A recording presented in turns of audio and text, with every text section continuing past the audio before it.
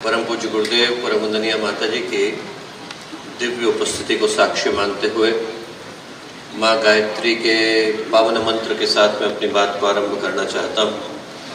माँ गायत्री का ये पवित्र मंत्र मानवीय चित्त चिंतन और चेतना के समग्र रूपांतरण का मंत्र है। स्मरण दिलाने का मंत्र है कि मनुष्य का जीवन जिसको प्राप्त करने का सौभाग्य हम लोगों को मिला कि न केवल एक सौभाग्य है बल्कि एक संभावना भी है। एक ऐसी संभावना है जिसमें यदि मनुष्य का जीवन चिंतन दृष्टिकोण भावनाएं सोच विचार कर्म ये गलत दिशा में चले जाए तो उसी व्यक्ति को हम लोग दुष्ट बनते पापी बनते अपराधी बनते भटकते हुए देखते हैं। गिरते गिरते व्यक्ति इतना गिरता है कि पशु में प्रेत में पिशाच में बदल जाता है। और उसी मनुष्य के जीवन के अंदर एक संभावना ये भी है कि यदि चिंतन प्रकाशित हो भावनाएं उदार हो उद्देश्य उत्कृष्ट हो तो उसी मनुष्य के जीवन में हम लोग संत को सिद्ध को महात्मा को अवतार को प्रकट होते हुए देखते हैं। नीचे गिर गए पशु बन जाते हैं, ऊपर उठ गए तो परमात्मा कहलाते हैं। एक तरफ अंगुलीमाल बनने की यात्रा है तो एक तरफ बुद्ध बनने की कहानी है। हमारे जीवन की वो संभावना साकार हो पाती है जिस तरफ मनुष्य का चिंतन और भावनाएं चलना चाहते हैं।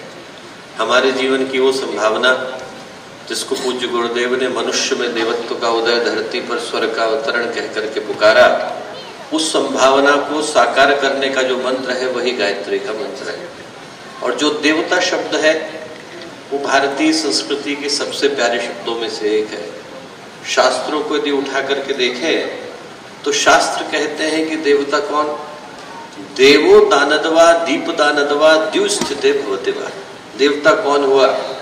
जिसके अंदर देने की भावना आई। देने का अधिकार अनेकों के पास, देने की भावना विरलों के पास होती है। जिसके पास देने की भावना आई, बांटने का भाव आया, दूसरे के कष्ट को अपना समझने का भाव आया, वो देवता बन जाता है। संत तुकाराम की कहानी आती है। छोटी सी झोपड़ी में रहते थे।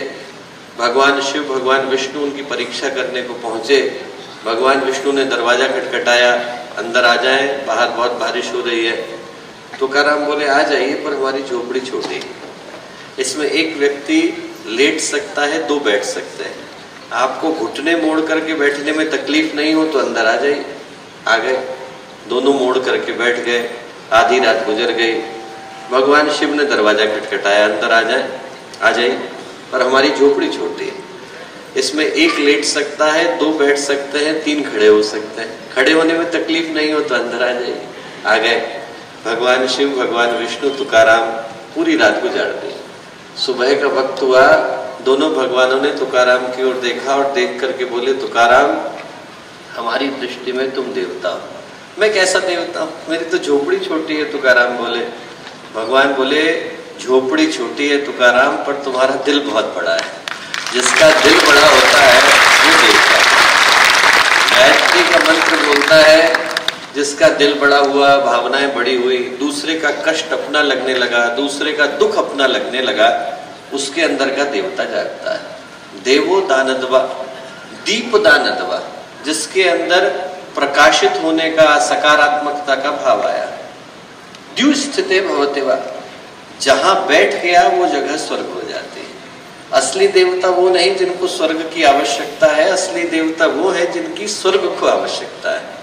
वो जहां गए वो स्थान स्वर्ग में बदल जाता है। ऐसे व्यक्तित्वों को बनाने के लिए पूज्य गुरुदेव ने गायत्री का मंत्र दिया।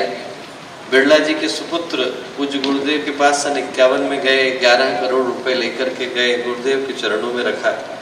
गुरुदेव से बोले कि गुरुदेव आप एक सोने का मंदिर बनाइए गायत्री का, ऐसा जैसा किसी ने देखा ना हो। गुरुदेव बोले पैसे में छूता नहीं वसंत, तेरे छूंगा नहीं, लेकर के जा। पर एक बात बता, भगवान सोने के मंदिर में बैठे और बाहर व्यक्ति को खाने को न मिले, भगवान को कैसा लगेगा? बनाना है तो तू स्कूल बना, कॉलेज बना, हॉस्पिटल बना, वो भगवान की मंदिर है। और बोले हमको बिठाना होगा तो भगवान को सोने के मंदिर में नहीं, लोगों के दिल के अंदर बिठाएंगे। लोग उनसे मिले और उनको मिल करके लगे कि आज हम लोग मंदिर होकर के आए। जो गायत्री मंत्र का उद्देश्य है और जो गायत्री परिवार का भाव है वो इंसानों को देवता बनाने का भाव है। इंसान के अंदर उस सोच का उदय हो जहाँ पर जीवन स्वर्णिम होता है, देवतुल्य होता है, हमें अपने किए पर नाज होता है, हमें अपने कर्म पर संतोष होता है, तो जीवन देवोपम बन पाता है। उस ओर चलने की प्रेरणा गायत्री का ये पावन मंत्र प्रदान करता है। एक बार स्थिर चित्त शांत मन के साथ आज जब हम लोग आदरणीय श्री अग्रवाल जी के द्वारा प्रतिष्ठित इस जीएल बजाज इंस्टीट्यूशन के ऑडिटोरियम के अंदर उपस्थित हैं, तो उस शक्ति का आवाहन करें जो हमें सद्ज्ञान, सद्भाव, सद्कर्म की ओर लेकर के चलती हैं।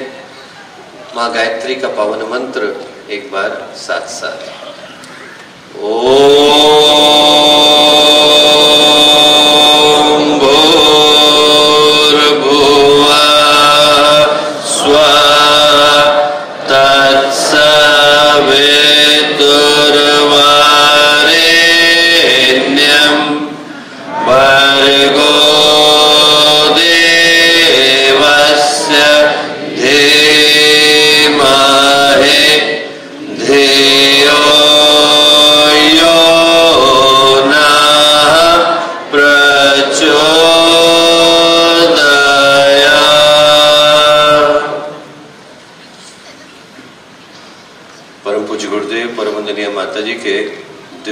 संरक्षण में आज के इस अत्यंत ही महत्वपूर्ण अवसर पर जीवन सफल कैसे बने, इस विषय पर चिंतन करने के लिए जब हम लोग इस सभागृह के अंदर उपस्थित हैं, तो आज के कार्यक्रम के मुख्य अतिथि के रूप में उपस्थित एक ऐसे व्यक्तित्व जिनका जीवन ज्ञान, चिंतन, चेतना हर दृष्टि से शिखर पर प्रतिष्ठित रहा।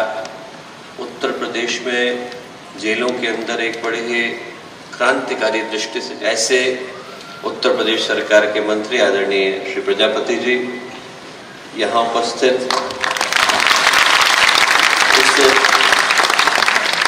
प्रतिष्ठित संस्थान के निदेशक आदरणीय डॉक्टर मिश्रा जी, यहाँ अतिथि के रूप में हम लोगों के मध्य में आई जयदी जी,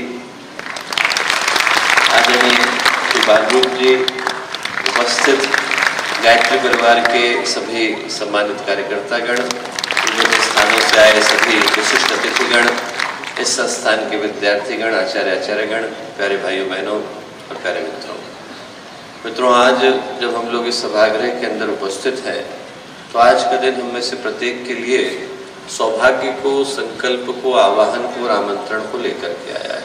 हमारी जिंदगी में कुछ दिन ऐसे आते हैं जो हम लोगों को जगाने के लिए, झकझोरने के लिए, जीवन की दिशा को निर्धारित करने के लिए आते हैं, और उन दिनों में से एक दिन आज का ये पवित्र दिन भी है, जो ये याद दिलाने के लिए आया कि जिस घड़ी में हम लोगों की मुलाकात हो रही है, ये घड़ी भारत के जागरण की, भारतीय संस्कृति के जागरण की, भारतीय स्वाभिमान के जागरण की, भारतीय अस्मिता के जागरण की।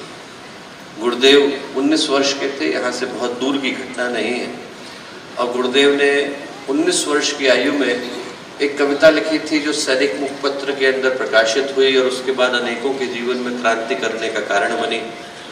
कविता जो गुरुदेव ने लिखी उसमें एक ही चीज लिखी कि देख देख कर बाधाओं को तनिक न घबरा जाना, देख देख कर बाधाओं को तनिक न घबरा जाना, सब कुछ करना सहन किंतु मत पीछे कदम हटाना, कोई भी हो दुश्मन तेरा निश्चित मिट जाएगा, 30 कोटि हुंकारों से नभमंडल फट जाएगा, प्रलय मरुत हो बंद प्रचंड बवंडर के झोंके आवे, शांत हिमालय उड़े शिलाएं टूटे चूर हो टकरावे। परिवर्तन निश्चित है, परिवर्तन निश्चित है, बहरे सुने आंख अंधे खोले, सोने वाले उठे सिपाही जागे सावधान हो ले। ये समय दोस्तों परिवर्तन की आहट को लेकर के आया। जिस समय में हम लोगों की मुलाकात हो रही है, ये समय उस परिवर्तन की आहट को लेकर के आया जिसमें उन सोचों को जन्म देना है जिसके माध्यम से मनुष्य का जीवन पूरी तरह से बदल पाता है। 15 जनवरी 1897 का दिन था।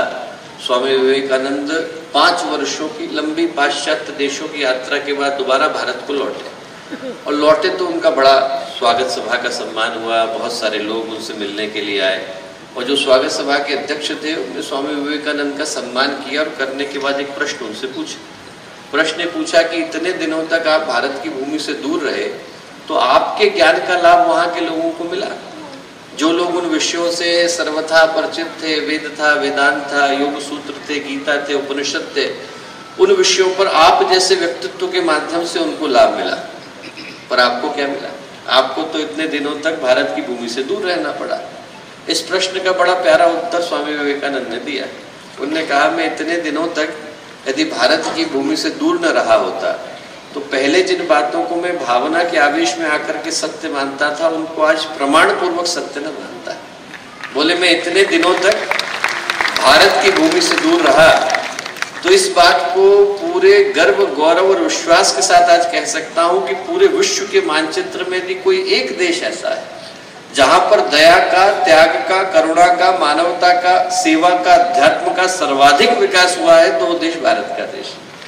और बोले, पूरे विश्व के मानचित्र में यदि कोई एक देश ऐसा है जहां पर हर उस आत्मा को जो ईश्वर को पाने का प्रयत्न कर रही है और यहाँ जन्म लिए बिना उसका कल्याण संभव नहीं, तो वो देश भारत का देश है। और आज नहीं तो कल भारत के इसी देश से, भारत की इसी भूमि से ज्ञान की और विज्ञान की वो धाराएं जन्म लेंगी जो पूरे विश्व को अपने प्रकाश से आलोकित करेंगी, आंदोलित करेंगी, उद्वेलित करेंगी। और उस दिन के लिए पूरे विश्व को आज ही की तारीख से भारत का ऋणी होने की आवश्यकता है। भारत का ऋणी होने की आवश्यकता है दोस्तों, क्योंकि भारत की भूमि से कुछ गंभीर सोचों ने जन्म लिया। और उन गंभीर सोचों में से एक सोच ये रही कि जो मनुष्य का जीवन है ये हम लोगों को एक ऐसे सौभाग्य के रूप में मिलता है, उपहार के रूप में मिलता है, जहां पर सफलता तो जीवन का एक ही हिस्सा है, पर उससे बढ़कर के जो हिस्सा है वो संतोष है।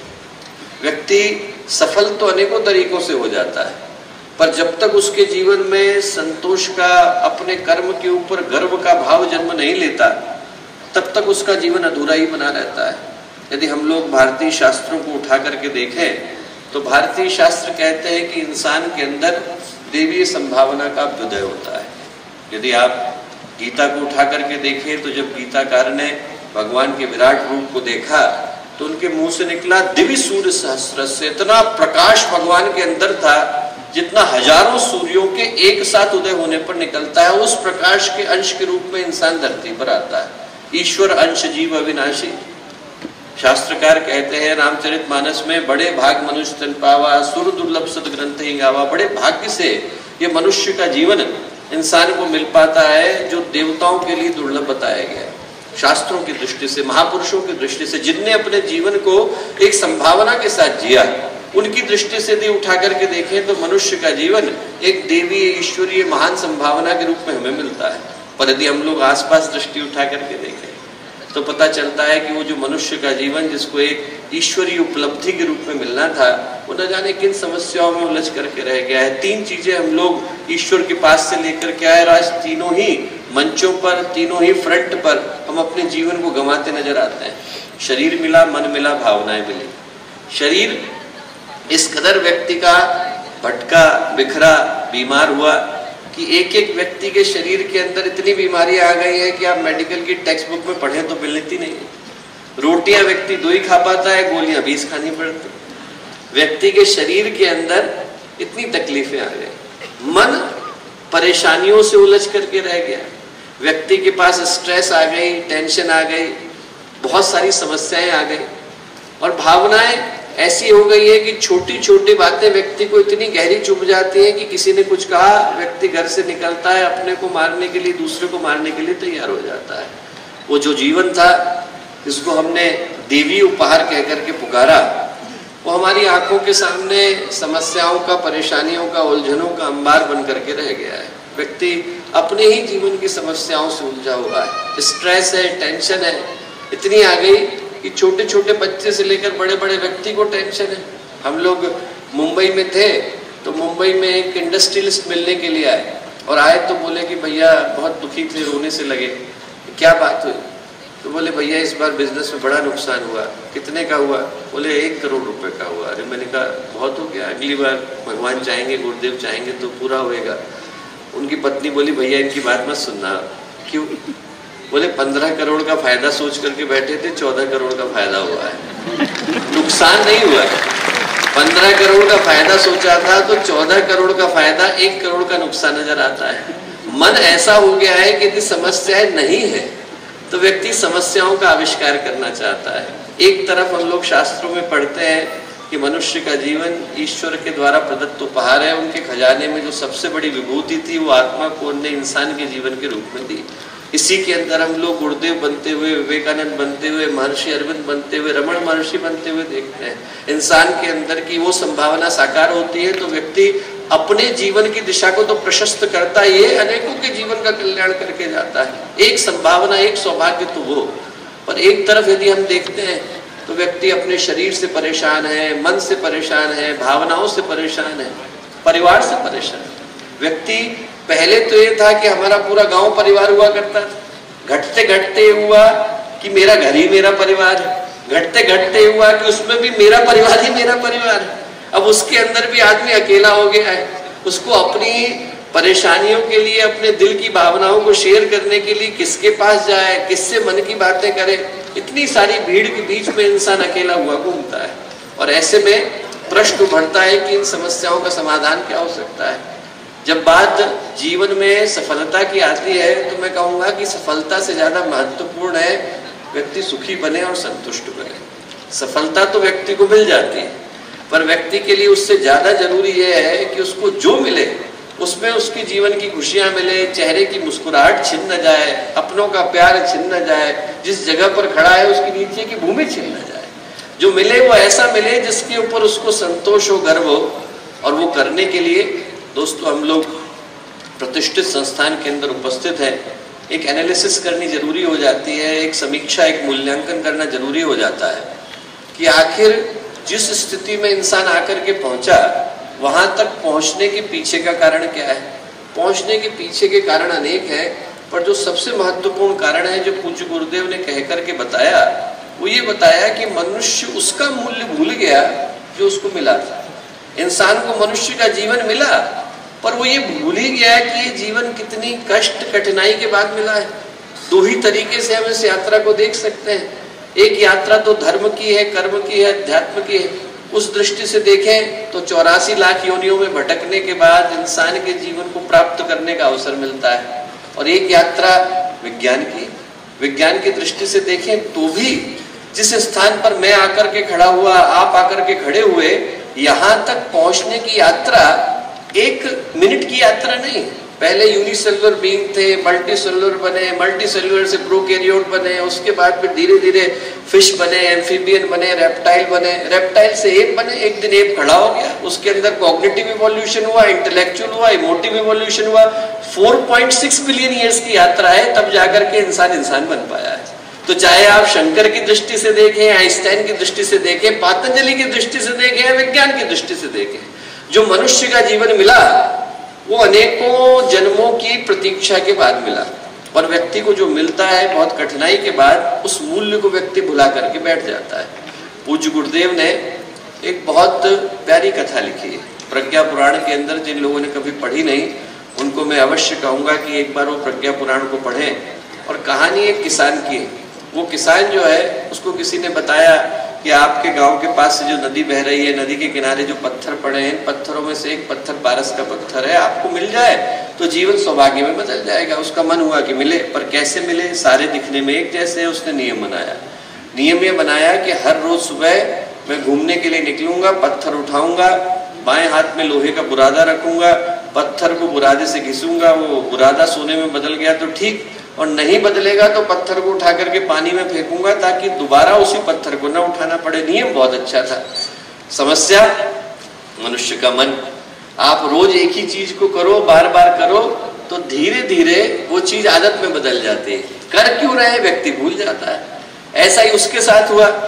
एक दिन, एक हफ्ते तक तो याद रहा कि पत्थर उठाना क्यों है, छुलाना क्यों है, घिसना क्यों है और पानी में फेंकना क्यों है। एक हफ्ते के बाद आदत पड़ गई। एक हफ्ता गुजर गया, एक महीना गुजर गया, 1 साल गुजर गया, 10 साल गुजर गए, 20 साल गुजर गए। 20 साल के बाद एक दिन पत्थर उठाया, बुरादे में घिसा, पानी में फेंका, 200 मीटर आगे बढ़ा और देखा हाथ का बुरादा सोने में बदल गया था। पारस का पत्थर चला गया था। वो जो पारस का पत्थर है वही मनुष्य का जीवन है दोस्तों। हमें विवेकानंद बनना है तो यही जीवन है। हमें गुरुदेव मिलना है, यही जीवन है। हम लोग ऐसे सोच करके देखें कि व्यक्ति क्रिकेट खेलने के लिए जाए और एकदम नई नई ड्रेस ले, नया नया हेलमेट ले, नया नया गार्ड ले, नया नया बल्ला ले, और जैसे ही क्रीज पर उतरे और पहली बॉल पर आउट हो जाए तो कैसा लगता है? फिर व्यक्ति सोचता है कि अब अगली बार जब इनिंग आएगी तो अच्छे से रन बनाएंगे। हम लोग ये सोचे कि अभी तो इनिंग मिली हुई है, अभी तो हम लोग क्रीज पर हैं, अभी तो हम लोग अपने जीवन को सौभाग्य के साथ गुजार सकते हैं। यदि हमारा जीवन आज के समय में शुभ कर्मों के साथ गुजरता है तो व्यक्ति के जीवन में संतोष की यात्रा शुरू होती है। और वो करने के लिए जो चीज सबसे ज्यादा जरूरी है, सबसे ज्यादा मूल्यवान है, वो एक ही है, और उसका नाम है जो मिला उसकी कीमत को पहचानना। जैसे ही व्यक्ति उसकी कीमत को पहचानता है जो उस ऊपर वाले ने दिया, वैसे ही उसके जीवन में सौभाग्य की यात्रा शुरू होती है। 89 वर्ष के थे गोस्वामी तुलसीदास जी जब उन्हें रामचरितमानस को लिखना शुरू किया। नागार्जुन 120 वर्ष के थे, उस समय में विश्वविद्यालय के कुलपति थे। उनने देखा कि उनके तीसरे शिष्य को समाधि लगी। नागार्जुन के मन में प्रश्न आया कि मैं समाधि के विषय में पढ़ाता कब तक रहूंगा, मुझे खुद भी तो इसका आनंद लेने की आवश्यकता है। नागार्जुन वहां से उठे, काठमांडू में जाइए, नागार्जुन हिल से वहां जाकर के बैठे, 26 वर्ष के बाद समाधि प्राप्त हुई। इंसान के जीवन में जिस क्षण ये मूल्य आता है कि जो मिला इससे ज्यादा कीमती और कुछ है ही नहीं, तो जीवन में सौभाग्य की यात्रा शुरू हो पाती है। मैं कहूंगा कि यदि हमें नव सृजन के लिए संकल्प लेना है तो सबसे पहला संकल्प तो यही लें कि जो ऊपर वाले ने दिया उस सौभाग्य को हम लोग भुलाएंगे नहीं। हमारे को जो मनुष्य के जीवन के रूप में मूल्य मिला, उससे बढ़कर के मंत्र दूसरा हो नहीं सकता। इससे ज्यादा कीमती चीज, इससे बढ़कर के उपहार मनुष्य के जीवन में और कुछ है ही नहीं। इंसान चाहता है कि उसको फोन मिले, स्क्रॉल करने वाली अंगुलियां नहीं होंगी तो करेंगे क्या? हम चाहते हैं कि टीवी मिले, सुनने के लिए कान नहीं होंगे तो करेंगे क्या? यदि व्यक्ति देखने के लिए आंखें नहीं होंगी, सुनने के लिए कान नहीं होंगे, चलाने के लिए हाथ नहीं होगा, तो व्यक्ति को जो मिला वो किसी मूल्य का नहीं। हम लोग अफ्रीका में गए, आप विश्वास नहीं करेंगे, 800 के करीब बच्चे एक स्थान से लेकर दूसरे स्थान तक, सबको सेरिब्रल पाल्सी, एक के बाद एक लेटे हुए। मेरी आंख में आंसू भर गए। मनुष्य का जीवन मिला है, बेचारे कुछ कर ही नहीं सकते। हम लोगों को क्या क्या मिला? शरीर मिला, मन मिला, भावनाएं मिली, परिवार मिला, अपने मिले। इससे बढ़कर के सौभाग्य हमारे जीवन में क्या हो सकता है दोस्तों? यदि हम लोग उस सौभाग्य का स्मरण करते हैं तो जीवन में सुख की, संतोष की यात्रा शुरू हो पाती है। अपने चेहरे की मुस्कुराहटें लौटती है, अपनों के प्रति प्रेम लौटता है, एक दूसरे के प्रति का विश्वास लौटता है, और उससे बढ़कर के दुनिया में दूसरा स्वर्ग और कुछ नहीं है दोस्तों। सब मिल जाए पर यदि अपने बिखर जाए और चेहरे की मुस्कुराहट चली जाए और दिल का सुकून चला जाए तो जो मिला वो किसी मूल्य का नहीं रह जाता है। पहली चीज याद रखें कि जो मिला उससे ज्यादा कीमती दूसरा कुछ नहीं। गुरुदेव ने एक बड़ी प्यारी कहानी लिखी है। कहानी लिखी है, एक व्यक्ति वीणा बजाता था, बहुत अच्छी और बहुत सुंदर वीणा बजाता था। देव वीणा हम लोग कहते हैं, तो देव वीणा बजाने वाले बहुत लोग होते नहीं, बजाया करता था। एक ऐसा दुर्भाग्य हुआ कि उसके आगे वाली जनरेशन में कोई बजाने वाला नहीं हुआ। एक पीढ़ी निकल गई, दूसरी निकल गई, तीसरी निकल गई, चौथी निकल गई, पांचवी निकल गई। वो वीणा जो किसी समय में संगीत के सुरों को जन्म देती थी, घर में शो पीस का आइटम बन करके रह गई, पड़ी हुई थी, एक जगह पे धूल खा ले। घर के बच्चों ने कहा कि साहब हमें पता नहीं है क्या चीज है, आप जरा सा इसको, एक कबाड़ी को बुलाया, आप इसको ले जाइए। कबाड़ी ने कहा 10 रुपए में खरीद लूंगा। 10 रुपए दिए, ले ली। वीणा लेकर के जैसे ही बाहर निकला, संयोग से एक वीणा बजाने वाला जा रहा था। वीणा बजाने वाले ने जैसे ही देखा कि ये वीणा है, बोले अरे आजकल तो ऐसी वीणा मिलती भी नहीं है। उसने तुरंत वो वीणा कही मुझको बेच दो। बोले 10 रुपए में खरीदी है, 11 में तुम ले लो, उसको दे दी। वो लेकर के बैठा, धूल साफ करी, वीणा बजानी शुरू करी। और जैसे ही वीणा बजानी शुरू करी और उसके अंदर से संगीत के सुरों ने, उसके अंदर से ध्वनि ने निकलना शुरू करा, लोग अपने अपने घरों के अंदर से खिंच खिंच करके आने लगे। एक घर से लोग आए, दूसरे घर से लोग आए, तीसरे घर से लोग आए, धीरे धीरे करके पूरा गांव इकट्ठा हो गया। वो बच्चे भी आए जिनने अभी वीणा को बेचा था। और वो जैसे ही आए और उन्होंने देखा कि वीणा बज रही है, उनने उस वीणा बजाने वाले से कहा कि हमें दे दो, हमारी वीणा है। वीणा बजाने वाला बोला बेटा तुम लोगों के लिए तो लकड़ी ही है, वीणा तो सिर्फ मेरे लिए। बोले वीणा तो उसी के लिए बन पाती है जो इसमें से संगीत के सुरों को निकालना जानता है।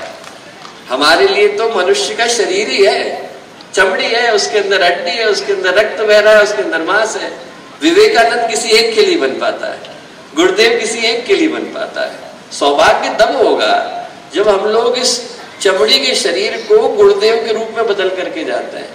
3400 पुस्तकें लिखने वाले गुरुदेव, न जाने कितने बड़े गायत्री परिवार को खड़ा करने वाले गुरुदेव। आप जरा सोच करके देखिए कि एक व्यक्ति ने ऐसा जीवन दिया जो हजारों व्यक्ति मिलकर के भी नहीं जी सकते। अभी हम लोग ये सोच रहे थे कि गुरुदेव के साहित्य को एक जगह लगाया जाए तो कितनी स्पेस लेगा। आपको भरोसा नहीं होगा, 800 फीट की अलमारी की जरूरत पड़ेगी तब जाकर के गुरुदेव का पूरा साहित्य एक जगह पर आ पाएगा। इतना लिखने वाले गुरुदेव, 5400 में से 3000 के करीब केंद्रों को प्रतिष्ठित करने वाले गुरुदेव। आप एक केंद्र में जाइए, छुट्टी बनाइए, दोबारा उसी जगह पर 10 वर्ष के बाद लौटेंगे, इतना गुरुदेव करके गए। यदि मनुष्य का जीवन सौभाग्य में बदलना है दोस्तों, तो यात्रा कल से शुरू नहीं होती, अभी से शुरू होती है, इसी क्षण से शुरू होती है। यदि व्यक्ति के जीवन में संतोष का अवतरण करना है, सौभाग्य का अवतरण करना है, तो इसी गुजरती सांस के साथ ये सोचने की आवश्यकता है कि हमें ईश्वर ने सबसे बड़ा उपहार देकर के भेजा है और किसी उपहार की प्रतीक्षा करने की आवश्यकता नहीं। जो पहले शिष्य हुए संत ज्ञानेश्वर के, उनका नाम था चांगदेव।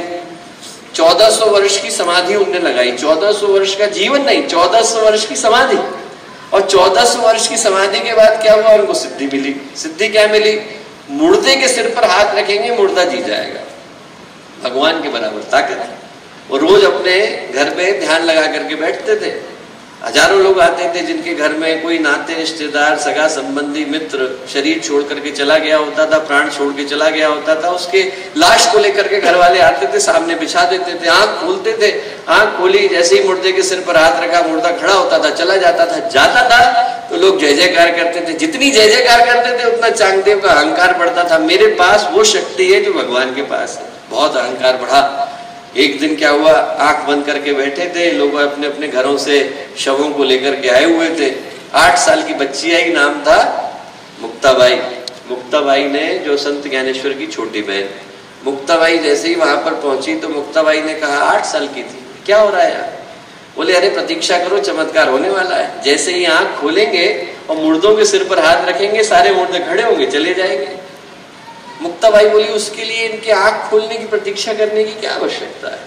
उनने तुरंत तुलसी का दल लिया, लोगों के मुंह में गंगा जल डाला, कान में गायत्री मंत्र बोला, सारे मुर्दे खड़े हुए, चले गए। अब जैसे ही चांगदेव की आंखें खुली, आज तो कोई आया नहीं। उनने अपने शिष्यों से पूछा, शिष्यों ने कहा 8 साल की बच्ची आई थी, उसने ऐसा किया। चांगदेव को बड़ा बुरा लगा। 1400 साल की समाधि के बाद जो सिद्धि मुझे मिली वो 8 साल की बच्ची के पास वैसे ही। उनने तुरंत सोचा कि कौन आया। ध्यान लगाया तो पता चला कि ईश्वरी विभूति अवतार का आगमन हुआ है। कौन आए ये नहीं पहचान पाए। उनका मन हुआ कि उनसे मिला जाए, पर अब मिले कैसे? आज के समय का तो समय है नहीं कि आप कहीं पर उनको फेसबुक पर ढूंढ लें। उनने कहा चिट्ठी लिखी जाए। चिट्ठी लिखने के लिए बैठे तो ये तय नहीं कर पाए कि बड़ा लिखे कि छोटा लिखे। उम्र की दृष्टि से छोटे हैं, ज्ञान की दृष्टि से बड़े। बहुत देर सोचने के बाद कोरा कागज लिया और कोरा कागज लेकर के भेज दिया। जो दूत लेकर के गया, उसने जैसे ही जाकर के वहां पर संत ज्ञानेश्वर को दिया तो संत ज्ञानेश्वर तो मुस्कुराए। उनकी बहन जो थी मुक्ताबाई, वो हंस दी। दूत ने पूछा, हंस क्यों रही है? बोले, 1400 साल के बाद भी कोरे के कोरे रह गए, कोरा कागज भेज दिया। ज्ञान होता तो भान तो होता कि किसको लिख रहे हैं। अब उनको बड़ा बुरा लगा। उनको लगा कि अब तो मिलना जरूरी है, पर अहंकार तो गया नहीं था। शेर की सवारी ली, सांप का चाबुक बनाया। सामान्य तरीके से जाएंगे तो कैसे पता चलेगा इतने बड़े संत आ रहे हैं? तो 1400 साल की समाधि वाले संत आ रहे हैं। शेर की सवारी ली, सांप का चाबुक बनाया, पीछे भीड़ जय जयकार करती हुई चली। जैसे ही भीड़ आकर के गांव के मुहाने पर रुकी, बाहर वो मुडेर पर बैठे थे संत ज्ञानेश्वर। लोगों ने जाकर के उनसे कहा कि वो तो शेर पे चढ़ के आ रहे हैं, आप कैसे जाएंगे? संत ज्ञानेश्वर बोले, शेर तो हमारे पास नहीं है, ये दीवार है। दीवार के ऊपर थपथपाया, चल तू ही चल। दीवार उड़ करके गई और उनके सामने उतरी, तब जाकर के अहंकार टूटा और पहले शिष्य बने। पर कहानी का जो मर्म है वो कितना प्यारा है। आप जरा एक क्षण के लिए सोच करके देखो। 1400 साल की समाधि भी व्यक्ति को जगा के नहीं जाती। जागना हो तो इसी क्षण जागना होता है। व्यक्ति के जीवन में सौभाग्य का उदय करना हो तो कल की प्रतीक्षा करने की आवश्यकता नहीं दोस्तों, इसी क्षण को सौभाग्य में बदलना होता है। व्यक्ति अपने जीवन के सौभाग्य को भूल जाता है, क्योंकि ये भूल जाता है मिला क्या है, हमें पता भी नहीं चला और हमें मनुष्य का जीवन मिल गया। और जब मिल गया तो इसका मूल्य क्या है, इसकी कीमत क्या है, ये व्यक्ति को जब तक महसूस नहीं होती, भान नहीं होती, तब तक सौभाग्य में कैसे बदलेगा। तो पहला संकल्प तो यही कि याद रखें कि इसके बाद की सारी सांसें जितनी मिली हैं उनसे बढ़कर के सौभाग्य नहीं। भगवान ने एक ऐसा अद्भुत यंत्र बना करके भेजा है जिसमें मैन्युफैक्चरिंग डेट भी पता नहीं है और एक्सपायरी डेट भी पता नहीं, किसी को नहीं पता कि अंतिम सांस कब आएगी। तो जैसे ही आए उससे पहले की सारी सांसों को खूबसूरती में बदलना मनुष्य के जीवन का लक्ष्य होना चाहिए। हर सांस हमारे जीवन में सौभाग्य लेकर के आए, हर सांस अच्छा कर्म बन जाए, हर सांस के साथ मन में ये भावना है कि समाज के लिए जीना है, अच्छा करना है, अपने कर्म के ऊपर संतोष करना है। इससे बढ़कर के सौभाग्य दूसरा हो नहीं सकता। जीवन के मूल्य को व्यक्ति जाने और इसी क्षण जागे। जैसे ही क्षण जागता है मनुष्य के जीवन में संतोष का उदय होता है। हमारे को मिला था ताकि हम कुछ अच्छा कर सके, और बना जिस उद्देश्य के लिए था, बदल किस में गया है, दौड़ में बदल गया है। आप जरा सोच के देखिए, समाज आपके सुख की परिभाषा किस आधार पर तय करता है, सफलता के आधार पर, और सफलता की परिभाषा किस आधार पर तय करता है, कंपटीशन के आधार पर। आपके पास घर है इतना काफी नहीं है, औरों से बड़ा होना चाहिए। आपके पास नौकरी है इतना काफी नहीं है, औरों से बेहतर होनी चाहिए। आपके पास पैसा इतना काफी नहीं है, औरों से ज्यादा होना चाहिए। और व्यक्ति की जिंदगी उसको पता भी नहीं चलती कि कब दौड़ में, रेस में, कंपटीशन में बदल गई। आप जीते तो मुझे अपनी हार नजर आती है, आपकी जीत के लिए भी खुशी नहीं होता। मैं खुश नहीं होता कि आपको ईश्वर ने कुछ दिया, बल्कि मुझे ये लगता है कि मुझे क्यों नहीं मिला, और मुझे क्यों नहीं मिला तो मैं दूसरे का छीनूं या अपने को बढ़ाऊं। इस दौड़ में व्यक्ति दूसरे की खुशियों को छीनने में लगा हुआ है, अपनी खुशियों को बढ़ाने में नहीं लगा हुआ है। दूसरे के दुख में ज्यादा सुखी है, अपने सुख में उतना सुखी नहीं। जिंदगी एक अजीब सी दौड़ में बदल गई है, जहां मिल किसी को नहीं रहा, दौड़ हर कोई रहा है। आज तक जीता भी कोई नहीं है, चला हर कोई जा रहा है। वो मैक्सिम गोर्की ने कहानी लिखी है कि एक गांव था, गांव में किसान को किसी ने कहा कि साहब वहां थोड़ी दूर पर जमीन मुफ्त में दे रहे हैं, अब मुफ्त में दे रहे हैं तो मुझको भी मिले। गया वो लेने के लिए, गांव के प्रधान से बोला जमीन मुफ्त में दे रहे हैं, बिल्कुल मुफ्त में दे रहे हैं, क्या करना पड़ेगा? कुछ नहीं करना पड़ेगा, सुबह का सूरज उगेगा, हम आपको 4 झंडियां पकड़ाएंगे, आप पकड़ करके भागना। जितना नॉर्थ में भाग गए उतना भागना, पहली झंडी गाड़ देना, ईस्ट में दूसरी गाड़ना, वेस्ट में तीसरी गाड़ना, साउथ की चिंता मत करो, साउथ में हम लोग खड़े, जितना नाप लिया वो आपका है। बोले बस? बोले हाँ। आज तक किसी को मिला क्यों नहीं? अरे बोले सवेरे दौड़ो तो पता चलेगा। सवेरे का सूरज उगा, 4 झंडियां पकड़ाई, उसने भागना शुरू करा। बोले सूरज के ढलने से पहले वापस आ जाना। गांव के प्रधान ने कहा ठीक, भागना शुरू करा। जितना भागा उतना लालच बढ़ा, ये सारा तो मेरा ही है, यहां से लेकर के और पूरा दिल्ली तक सारी जमीन तो मेरी है, मुझको ही मिलने वाली है। उसको लगा जब मुझे ही मिलने वाली है तो मैं खाना लेके क्यों भाग रहा हूँ, खाने का टिफिन फेंक दिया। पानी लेके क्यों भाग रहा हूँ, पानी फेंक दिया। एक दिन तो खाने के बगैर, एक दिन तो पानी के बगैर रह सकता है आदमी। बिना कपड़ों के भागना शुरू कर दिया, ज्यादा दूर पहुंच जाऊंगा। 2 बजे याद आया कि झंडा गाड़ना था, पहला गाड़ा, दूसरा गाड़ा, तीसरा गाड़ा। गोर्की ने लिखा है कि सूरज डूब रहा था, खाना खाया नहीं था, पानी पिया नहीं था, बिना कपड़ों के साइबेरिया में भाग रहा था। वो जो अंतिम लाइन थी, फिनिश लाइन, उससे 6 फीट पहले आकर के बेहोश हो गया।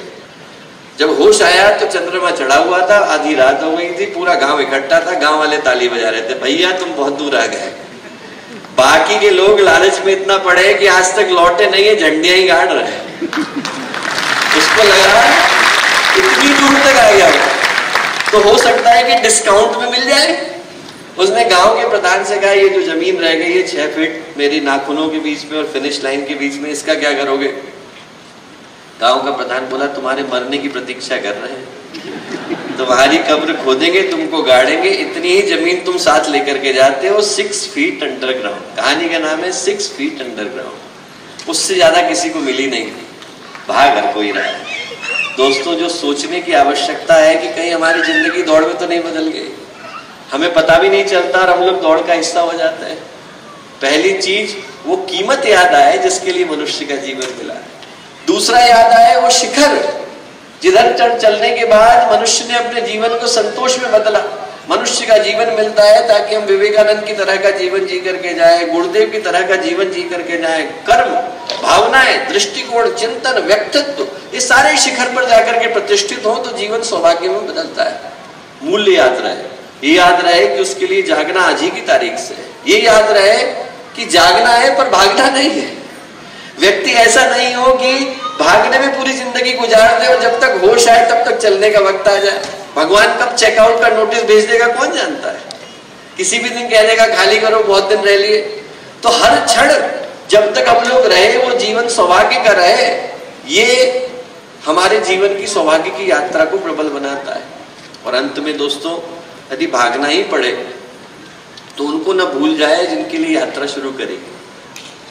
व्यक्ति क्या है, उनको भूल जाता है जिनके लिए यात्रा शुरू करेगी। भागना तो शुरू किया पर धीरे धीरे करके व्यक्ति दोस्तों को भूलता है, संबंधियों को भूलता है, अपनों को भूलता है, परिवार को भूलता है। ये भूल ही जाता है कि किसके लिए यात्रा शुरू करी थी। मैं लंदन में था, 2007 की घटना है। एक 27 साल का लड़का आया हमारे सामने।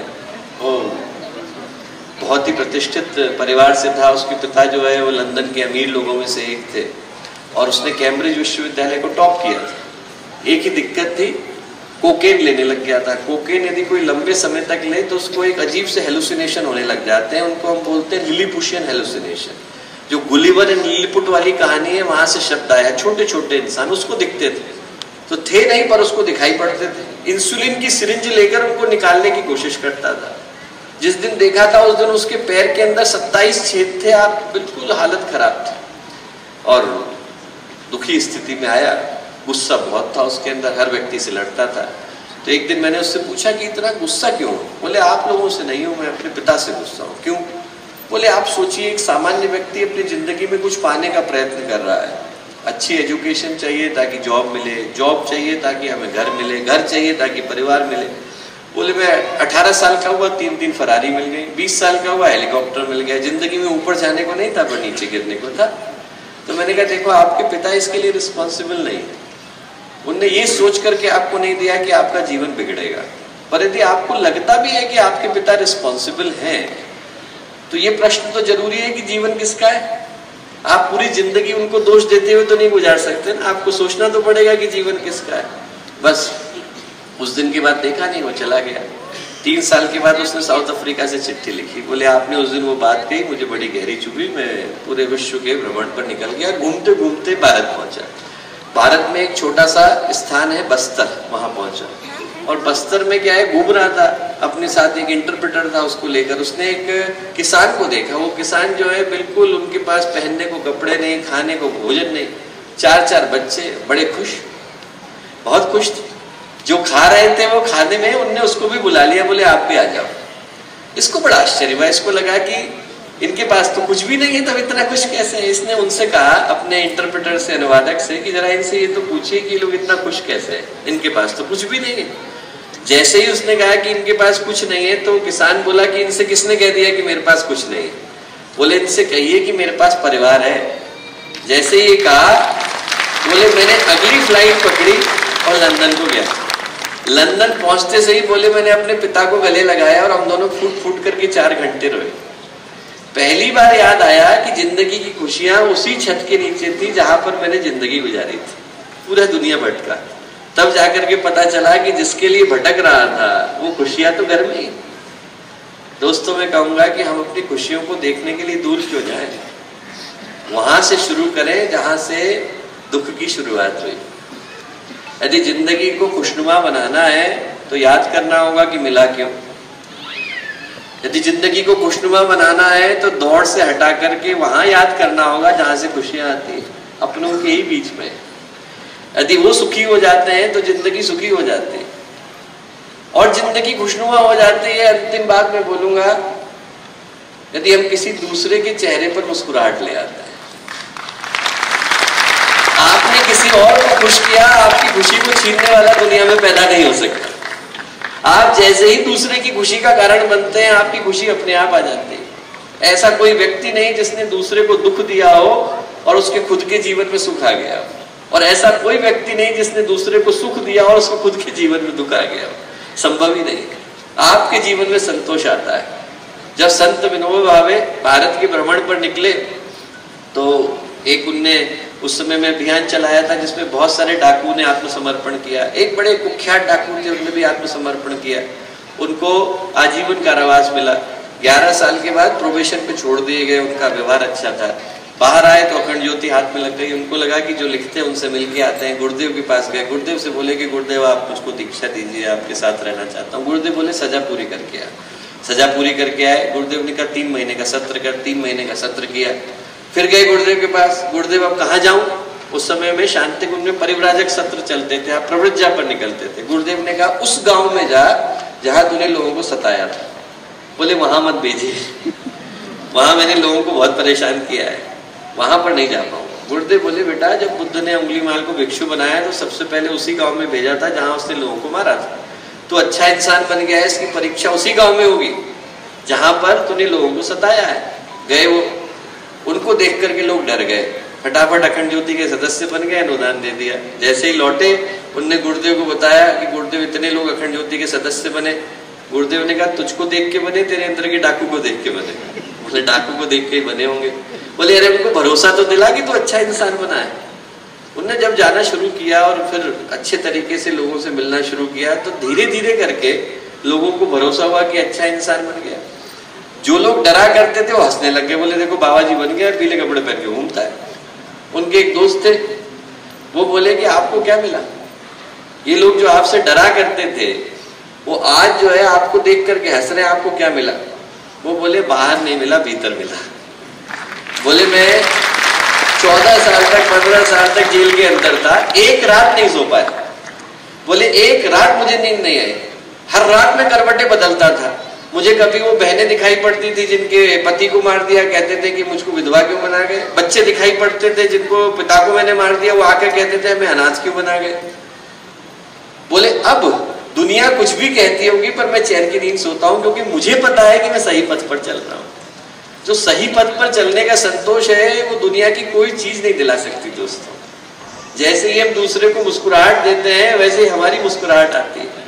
जो गुरुदेव ने कहा हम बदलेंगे युग बदलेगा, वो सही में दुनिया का शाश्वत नारा है।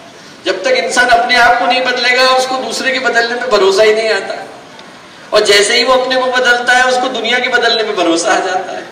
क्योंकि हमारे बदलाव की जो कुंजी है वो हमारे ही जीवन के अंदर छुपी हुई है, सन्निहित है। मैं कहूंगा दोस्तों इन्हीं 5 मंत्रों को लेकर के जाएं, जीवन का मूल्य हमें याद आए।